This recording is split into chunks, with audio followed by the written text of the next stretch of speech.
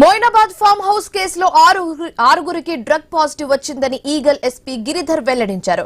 మాజీ MLA pilot Rohit Reddy, Eluru MP పుట్ట మహేష్ కుమార్ కు పాజిటివ్ వచ్చిందని తెలిపారు.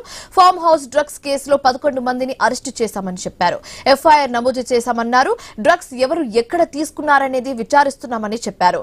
డ్రగ్స్ కేసులో పట్టుబడిన వారికి యూరిన్, బ్లడ్ టెస్టులు చేయించామని చెప్పారు.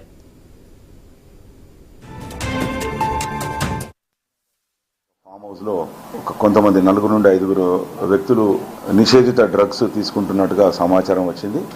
ఆ ఫామ్ హౌస్ మీద రేడ్స్ కండక్ట్ చేయడం జరిగింది. రేడ్స్ కండక్ట్ చేసే సందర్భంలో అక్కడే ఉన్న మిగతా 9 మందిని కూడా కస్టడీలోకి తీసుకొని మేము బ్లడ్ శాంపిల్స్ కూడా కలెక్ట్ చేయాలని చెప్పి వారిని 11 మందిని హాస్పిటల్కు తరలించి అక్కడ టెస్ట్ చేయడం వల్ల దానిలో ఎవరికైతే ఇక్కడ నెగిటివ్ వచ్చిందో అందులో ఒక అతనికి పాజిటివ్ కూడా వచ్చింది. అంటే మొత్తం 6గురికి పాజిటివ్ వచ్చింది. దానిలో 6 రోహిత్, మహేష్, రితేష్, నమిత్, కౌశల్ అండ్ అర్జున్ అనే వ్యక్తులు డ్రగ్ అబ్యూజ్ చేసినట్టుగా, డ్రగ్ తీసుకున్నట్టుగా మనకు టెస్ట్ పాజిటివ్ వచ్చింది. మిగతా వారి దగ్గర ఎలాంటి ఆధారాలు దొరకలేదు.